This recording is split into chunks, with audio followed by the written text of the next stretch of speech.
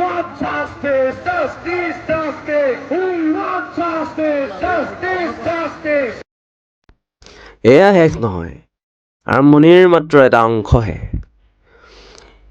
যদি চৰকাৰে জুবিনদাৰ দৰে এজন মহান পুৰুষৰ ন্যায় আজি প্ৰায় 30 দিন ধৰি দিব পৰা নাই, তেনেহ'লে আমাৰ দৰে এজন সাধাৰণ ল'ৰা বা এজনী ৰেপিষ্ট ছোৱালীৰ ন্যায় 3-4 বছৰ, 5 বছৰ, 10 বছৰ কিমান লগাব।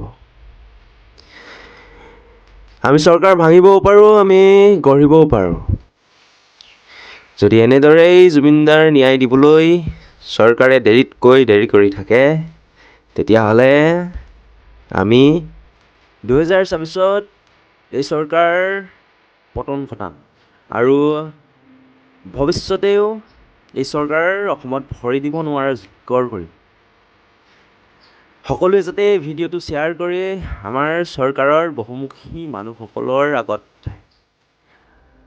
আৰু সকলোকে দেখাওক যে আমিও অসমীয়া, আমাৰো তেজ গৰম, আছে হেংদাং লোৱা নাই, ল'লে হেংদাং ৰক্ষা নাই।